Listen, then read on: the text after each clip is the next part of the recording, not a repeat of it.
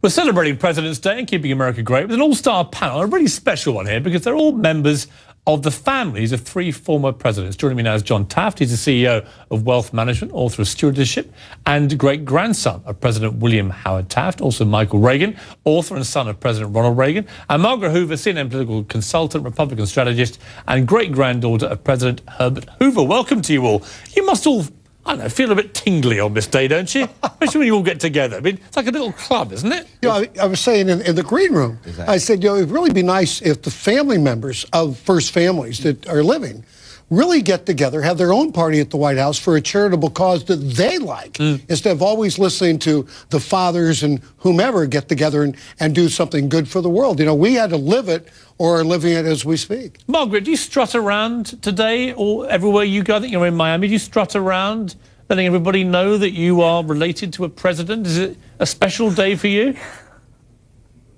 No, I mean, it's a special day for all Americans, Piers, but it's pretty watered down by the time you get to fourth generation. So we respect our heritage. Like all Americans, we respect the presidency and the institution. But no, there's no strutting. Although we all do take a moment to really reflect on the legacies of the presidents we're related to. And I think that's what we're delighted to share with you and your viewers. Well, let's get to some of this legacy, because John, now I've got you here. Your great-grandfather was the heaviest president in U.S. history, and the reason that is significant now is all the conjecture over Chris Christie, obviously, whether he is basically too big to be president. Your great-grandfather weighed in at 340 pounds, so pretty much heavier than Chris heavy Christie. for those days in particular. Right. Let me cut to the quick. Is it true he once got stuck in a White House bathtub? Because you're the guy who must know the answer. Yeah, that is a timely question to which there is an answer thanks to an article posted recently on Yahoo. The answer is no. Really? He was never stuck in a White House bathtub. But you're ruining one of the great stories in American presidential history. But here, I'll give you a lesser one. He was, in that case, able to construct a larger bathtub to avoid getting stuck, and may have constructed larger bathtubs elsewhere as well, but he did not get stuck in the White House. Do you care about Chris Christie's weight? Should it be an impediment to him being president? I do not. I mean, if you need a proof point of the fact that being a large individual is no impediment to serving in high office, my grandfather is that proof point. I mean, he was Governor General of the Philippines from 1900 to 1903. Don't you think that was an arduous task? Secretary of War, President of the United States, and then Chief Justice. 30 years, and he weighed over 300 pounds throughout that period. Chris Christie can be elected and serve as President of the United States. Michael, let me talk to you about guns, because I'll tell you why. Because a lot of people reference your father when it comes to guns. Because although he was the first to publicly endorse the NRA as a president, he was a gun owner himself, he also endorsed an assault weapons ban. What do you think he would have made of the current debate right now? Oh, I think the current debate, he would have, if he'd been president of the United States and leading, he probably would have pulled all the sides into the White House and said, where are the areas of agreement? What are the things we can do to make it safer in the schools and safer for the children and everybody else in the United States of America? But we don't have that going on truly in Washington, D.C. at this moment. Instead, it's just debate that is going on. But something else, though, he probably would have brought up. He said, why wasn't this being spoken about with all the black children being killed in Chicago every single week, or the children being killed in South Los Angeles every single week?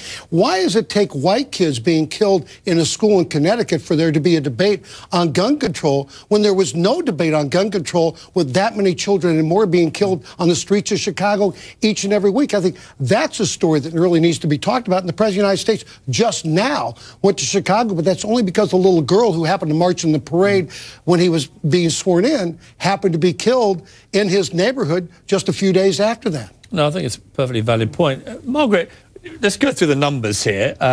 Number 27 was President Taft. Number 31 was Hoover. Number 40 was Reagan. Let's talk about number 44 for a moment. I'm interested in what you think about this Tiger Woods golfing weekend. I mean, the idea of Barack Obama slipping away with Tiger Woods on a secret weekend is actually quite alarming, given what we know about how Tiger Woods has spent many weekends over the years. But when it comes down to whether he should release a picture and so on, I've got a bit of sympathy, and I wonder whether you do, because in the end, you know, the skeet shooting picture, for example, when he didn't release it, he got hammered. When he finally released it, he got hammered even harder. Can you win as president with this kind of thing? And should the American media, on behalf of the public, cut the president a bit of slack? Well, the governing principle with all presidents and the media is transparency and keeping open lines of communication. And it's certainly the problem that President Obama ran into isn't that he went golfing with Tiger Woods. And I'm certainly not worried about President Obama. He and Michelle have a very, very strong marriage, as we all know. So I don't think Tiger Woods is going to be influencing the president's behavior in any way. But what the press corps did seem to say is there just hasn't been open communication with them about this weekend. And I think that was the brunt of their complaint. I think every president struggles with this, and every president strives to have as much transparency as possible, but still protect their privacy, and that balance is constantly a give and take. Back now on my President's Day panel with the families of former presidents, John Taft, Michael Reagan, and Margaret Hoover. Michael, what do you think your father would have made of the paralysis in Washington over the last couple of years, and what would he have done about it? You know, when he put together the tax break of 1981, he called Tip O'Neill to the White House, had dinner. Tip O'Neill went back the next day to his staff and said, I'm going to support Ronald Reagan and I'm going to carry the tax relief bill to the Congress. Now, he had 40 blue dog Democrats in the Congress would have voted with my father, but he had to carry the water.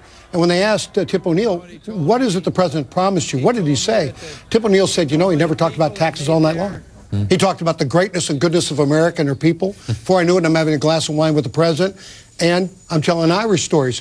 You need to bring people together in Washington. You really do, and that really is not happening. The paralysis is everywhere. I mean, it's not just one party or the other party. It's really everywhere. I mean, nobody's asking Harry Reid why you haven't had a budget in 4 years. Nobody's holding his feet to the fire like they're holding Republicans' feet to the fire who have passed the budget. So I think the media also has to be equal opportunity, saying, listen, if I'm going to go after Republicans on this side, Harry, where's your budget? Margaret, would your great-grandfather, would he have looked at this and thought it's the Republicans' fault, that they are too splintered, that the Tea Party element that crept in a couple of years ago split the party too much and there's no coherent voice? What would he have made of the modern-day Republican Party? What I do know about Herbert Hoover is that he did have a very successful first part of his term passing bipartisan legislation for trade, the Smoot-Hawley bill, which many people have reflected on in the sense of the Depression. Some suggest that it was a major contributor to some of the economic slowdown. Others suggest that it's been vastly overstated. But ultimately, passing bipartisan legislation comes down to a president's ability to lead and to work with the Congress. And Hoover had been in Washington. He'd been Secretary of Commerce for 8 years before he became president, and food administrator under a Democrat, President Wilson, beforehand. So if you have bipartisan relationships on both sides of the aisle, he was very close with President Truman, very close with Joe Kennedy. He had relationships that span both sides of the aisle. Presidents work their will. Successful presidents are able to get bipartisan legislation through. And I think you can look at Hoover's history and maybe extrapolate from that how he might view the current situation and polarization in Washington. And John Taft, would your great-grandfather go along with that, do you think? Do you think that the bipartisan style of previous presidents is just for whatever reason not happening right? Well, my great-grandfather struggled in his relations with Congress because he really was a reluctant president. Didn't want to be president, agreed to run for president because Roosevelt asked him to and because he felt like he needed to serve his country in that way. He wanted to become Chief Justice of the Supreme Court, which he did. But I think one of the legacies of his presidency is he struggled to get anything done. And in fact, I think his term probably resembled what's going on in Washington a little bit right now. Let me ask all of you, before we wrap this up, I'll start with you, John, if I may. What do you think is the primary purpose of a president of the United States? I think it's the same as the leader of any organization. A president needs to set a vision, and then he needs to step back and let others meander as best suits their purpose towards that vision. I think, Michael, one of the things your father was so good at was doing just that. He was able to articulate a vision and then step back and let other people take us there. Would you agree with that, Michael? I would agree with that. You know, one thing people need to remember, there was a placard on his desk No, telling what a man can accomplish if he doesn't worry who gets the credit. Today, we have too many people trying to take credit for everything, and they're getting nothing done.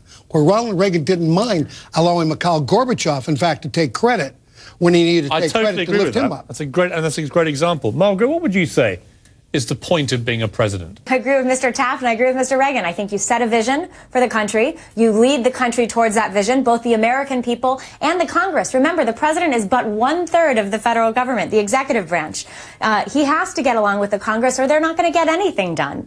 And then, of course, we're forgetting the critical function of defending the borders. And in a time of urgent national security needs, the president is the commander-in-chief of the United States military. And that's not something that Herbert Hoover had to deal with. Fortunately, it was more of a peacetime in between World War I and World War II, although he was deeply involved in the rehabilitation of Europe after World War II and also during World War I. Well said, all of you. We've reached a point of presidential family consensus. It's a perfect way to round things off. John Taft, Michael Reagan and Margaret Hoover, thank you all very much. Thank you. Should all get together and have a party. Thanks, Every Piers. president family member. I'll come and pour the drinks.